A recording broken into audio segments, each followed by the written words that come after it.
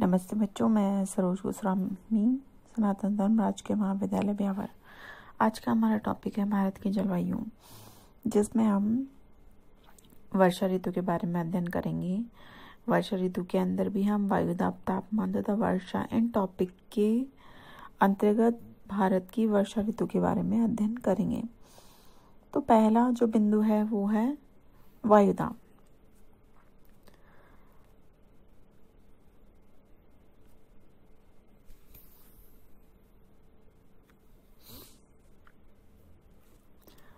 वायुदाब में अगर आप इसमें देखो तो क्योंकि ये जो वर्षा ऋतु का समय है वो 15 जुलाई से प्रारंभ होता है और 15 सितंबर तक जाता है। तो आप अगर देखो तो इस समय जो वायुदाब है वो दक्षिण से लेकर के पश्चिम तक, भारत के पश्चिम तक धीरे धीरे कम होता जाता है। इसमें अगर आप यहाँ पर देखते हो तो यहाँ पर जो वायुदाब की दशाएं हैं वो 998 मिलीबार है, तथा दक्षिण में देखो तो 1010 मिलीबार है। तो धीरे धीरे आपके जैसे जैसे आप उत्तर की तरफ जाते हो वैसे वैसे जो वायुदाब की दशाएं हैं, जो वायुदाब है वो कम होता जाता है। तो इस समय का समय सामान्यतः 5 जून से लगाकर 25 दिसंबर तक का माना जाता है। इस समय जब सूर्य कर्क रेखा पर चमकता है तो वायुमंडल की अवस्थाओं में बड़ा परिवर्तन होता है। विषुवत-रेखीय निम्न वायुदाब की तुलना में थार के मरुस्थल का निम्न वायुदाब भी सघन हो जाता है।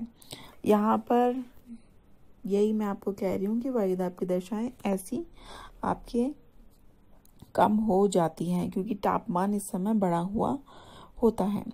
दक्षिणी गोलार्ध, हिंद महासागर, यहाँ पर आपके हिंद महासागर पे आप देखो तो हिंद महासागर की दक्षिणी पूर्वी सन्मार्गीय पवनें इस समय निम्न वायुदाब, इस यहाँ की जो पवनें हैं वो आपके हिंद महासागर की इस क्षेत्र में आने का प्रयास करती हैं। लेकिन जब ये पवनें विषुवत रेखा को पार करती हैं तो क्योंकि विषुवत रेखा पर फैरल के नियम के अनुसार ये जो हवाएं हैं वो आती तो दक्षिण पूरब से हैं, लेकिन जब विषुवत रेखा को पार करती हैं तो इन हवाओं की दिशा दक्षिण पश्चिमी हो जाती है।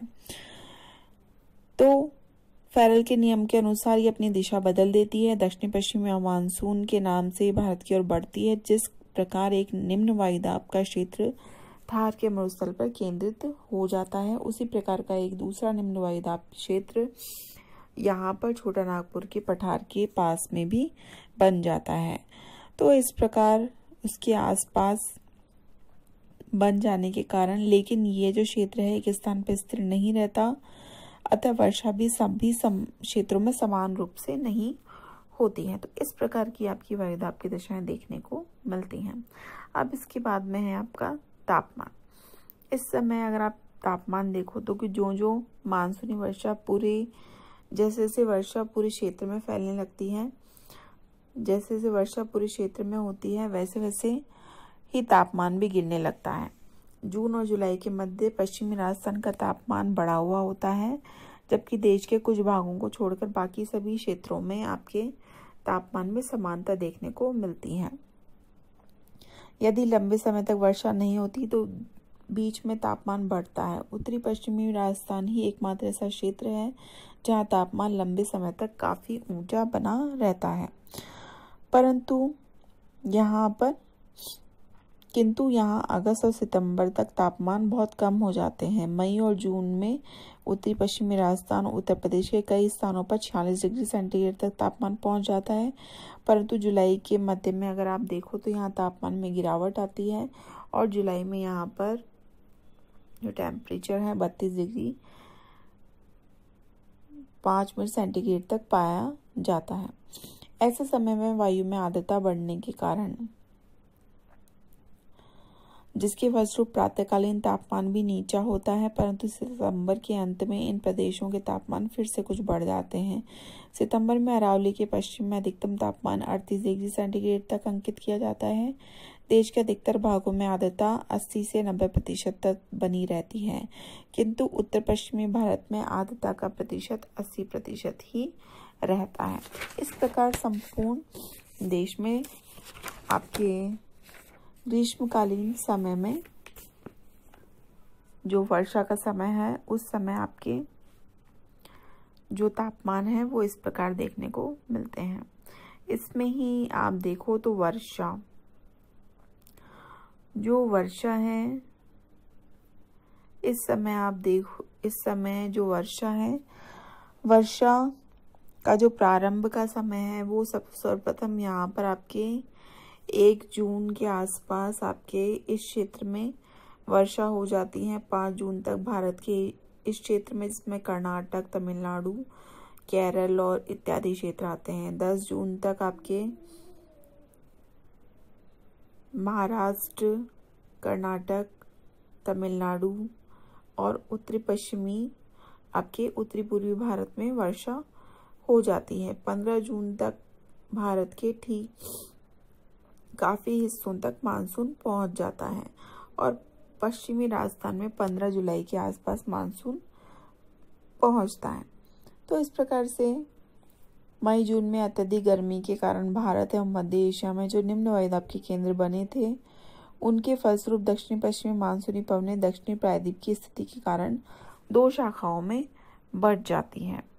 और मानसून की ये 2 शाखाएं, पहली शाखा बंगाल की खाड़ी के नाम से आपके इस क्षेत्र में प्रवेश करती है और दूसरी शाखा अरब सागरीय मानसून के नाम से इस तरह से इस क्षेत्र में प्रवेश करती है। बंगाल की खाड़ी का मानसून कोलकाता में 7 जून के लगभग वर्षा करता है, जबकि अरब सागर का मानसून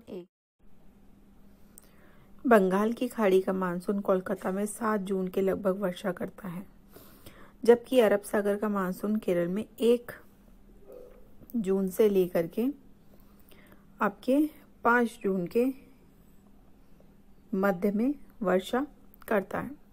देश में इन्हीं पवनों से बड़ी तेजी से गर्जन तर्जन के साथ वर्षा होती है। चूंकि ये पवनें हिंद महासागर के गर्म जल के ऊपर होती हुई हजारों किलोमीटर से दूर आती हैं, अतः इनमें वाष्प की मात्रा बहुत अत्यधिक बढ़ जाती है। इसी कारण जहां जहां ये पवनें पहुंचती हैं, वहां वर्षा होती है। प्राय दक्षिणी पश्चिमी मानसून का आरंभ एवं समाप्ति कुछ वर्षों पहले सामान्यतः नियत समय पर होती, जैसा कि दक्षिणी केरल प्रदेश में 1 से आपके दक्षिणी ये जो केरल प्रदेश है, यहाँ पर 1 जून से 5 जून के लगभग वर्षा प्रारंभ हो जाती है, जबकि ये धीरे धीरे उत्तर की तरफ बढ़ता है। मुंबई में ये 10 जून तक तथा उत्तर प्रदेश, उत्तराखंड, आपके उत्तर प्रदेश, उत्तराखंड और पंजाब तथा राजस्थान के क्षेत्रों में जून के अंतिम सप्ताह या जुलाई के प्रथम सप्ताह तक पहुंच जाता है। बंगाल की खाड़ी का मानसून मध्य बंगाल की खाड़ी से प्रारंभ होकर के असम में जून के प्रथम सप्ताह, यहाँ पर प्रथम सप्ताह में पहुंचता है। यह तो सामान्यतः तिथियां हैं, इसमें कभी 5 से 8 दिन तक देरी भी हो सकती है, 5 से 8 दिन पहले भी मानसून आ सकता है। इस प्रकार से बंगाल की खाड़ी का जो मानसून है, मानसून की पहली शाखा अधिक शक्तिशाली होती है, क्योंकि बंगाल की खाड़ी की अपेक्षा अरब सागर का विस्तार अधिक है, अतः अरब सागर की प्राय सारी पवनें भारत की ओर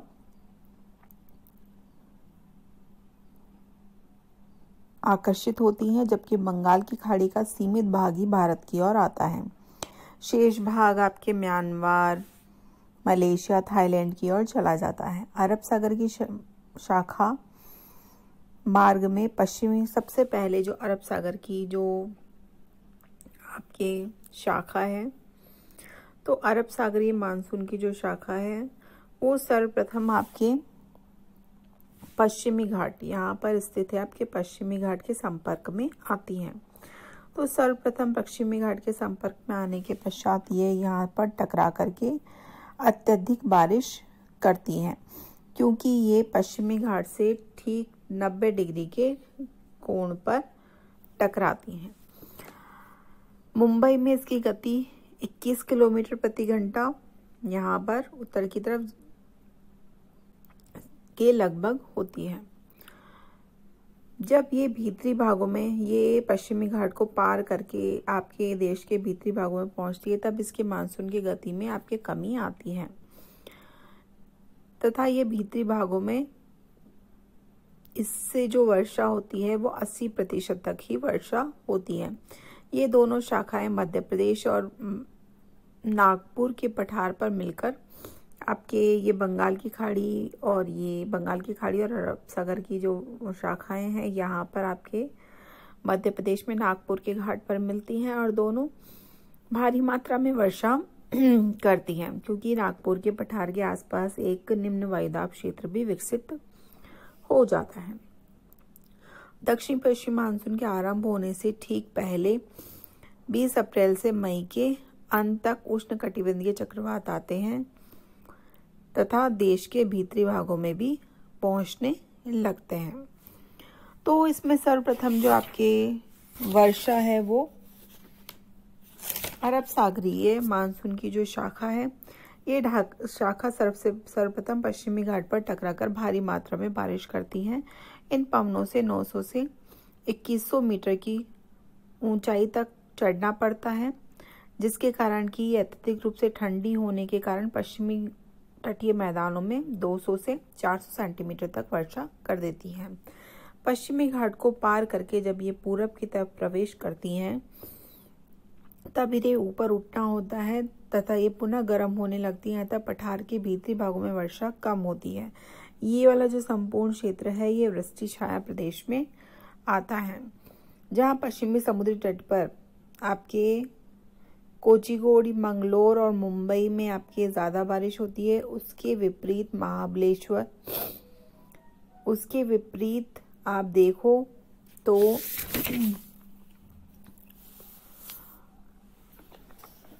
पुणे में, गोकाक में, धुलिया में, बलारी में, मंड्या में, तंजौर में आपके कम बारिश देखी जाती है।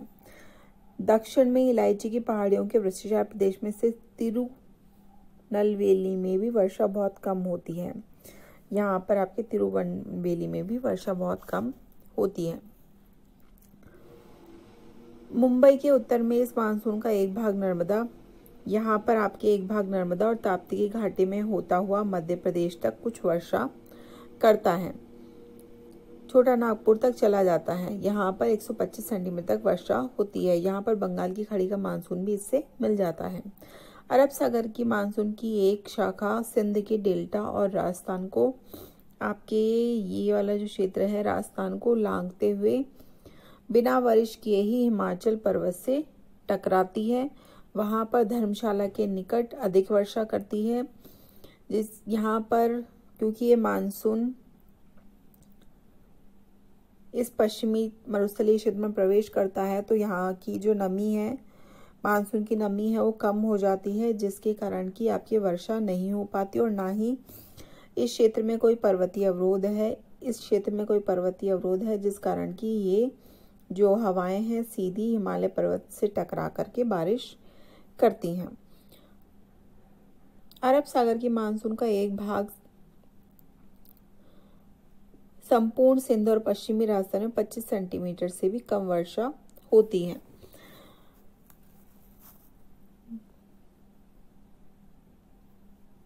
केवल अरावली के दक्षिणी भाग वाले क्षेत्र में कुछ मात्रा में, आपके अरावली क्षेत्र का जो दक्षिणी क्षेत्र है, यहाँ पर कुछ मात्रा में आपके 60 से 120 सेंटीमीटर तक वर्षा हो जाती है।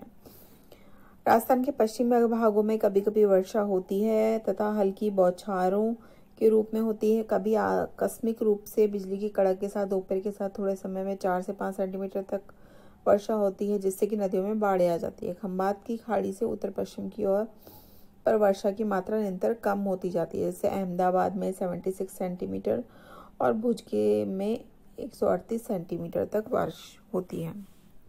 तो इस प्रकार ये अरब सागरीय मानसून की शाखा है। अब है बंगाल की खाड़ी का मानसून। ये मानसून बंगाल की खाड़ी से चलकर आपके म्यांमार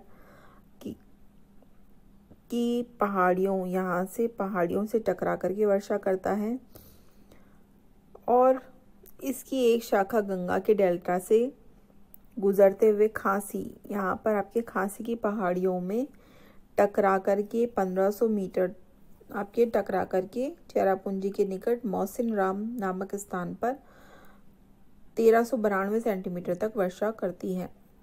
इसमें से 65% वर्षा जून से सितंबर के महीने में ही हो जाती है। इस पहाड़ी श्रेणी को पार करने के बाद में ये मानसून ब्रह्मपुत्र की घाटी तथा हिमालय की तराई की तरफ चला आपके ब्रह्मपुत्र की घाटी या फिर हिमालय की तराई की तरफ चला जाता है। लेकिन यहाँ पर इसकी उठान अधिक नहीं होने के कारण कम वर्षा होती है। चेरापूंजी से केवल 40 किलोमीटर दूर ही शिलोंग में 215 सेंटीमीटर, सिलहट में 270 और गुवाहाटी में 110 सेंटीमीटर ही वर्षा होती है। इस मानसून का जो एक भाग है पश्चिम बंगाल में चला जाता है और पूर्वी हिमालय के प्रारंभ में आने के कारण पर्वतों तराई में अधिक वर्षा करता है। इस मानसून का प्रवाह दिशा बहुधा हिमालय पर्वत की तरफ ही होता है। हिमालय से टकराकर पश्चिम की ओर हिमालय से टकराता है तथा पश्चिम की ओर मुड़ जाता है। क्योंकि ये पवनें हिमालय को पार नहीं कर पाती है तो दक्षिणी ढालों पर बड़े वेग से वर्षा करती हैं। उत्तरी ढाल शुष्क रहता है। यही कारण है कि शिमला में 192 सेंटीमीटर, यहाँ पर शिमला में 192 सेंटीमीटर, नैनीताल में 203 सेंटीमीटर, दार्जिलिंग में 310 सेंटीमीटर। जम्मू कश्मीर तक पहुँचते पहुँचते उसमें मानसून में नमी की मात्रा कम हो जाती है, अतः यहाँ पर 65 सेंटीमीटर, लेह या लद्दाख में 10 सेंटीमीटर से भी कम बारिश होती है। यहाँ पर पर्वतीय भागों में कभी कभी हिमपात होता है जो जनवरी से मई के मध्य में हो जाता है। इस मानसून की दूसरी विशेषता यह है कि इसकी शाखा पश्चिम की ओर बढ़ती है। वैसे वैसे जैसे इसकी शाखा पश्चिम की ओर बढ़ती जाती है वैसे वैसे इसमें शुष्कता की मात्रा आती जाती है। गंगा के मैदान के पूर्वी भाग में पश्चिम भाग की अपेक्षा अधिक वर्षा होती है। पश्चिम बंगाल में 180 सेंटीमीटर, उड़ीसा में 150, बिहार में 130, उत्तर प्रदेश में 120, पंजाब में 64 और हरियाणा में 70 सेंटीमीटर और राजस्थान में 48 सेंटीमीटर तक ही बारिश होती है। ये मानसून की पवनें क्योंकि हिमालय के साथ साथ चलती हैं, इसलिए जो स्थान हिमालय पर्वत के समीप है उन स्थानों पर ज़्यादा बारिश होती है और जो पर्वतीय भाग से ज़्यादा दूर है वहाँ बारिश की मात्रा कम देखने को मिलती है। इस प्रकार से ये संपूर्ण क्षेत्र के अंदर वर्षा काल में 80% वर्षा आपके इन्हीं दोनों शाखाओं के द्वारा बंगाल की खाड़ी तथा अरब सागर के मानसून के द्वारा वर्षा प्राप्त करता है।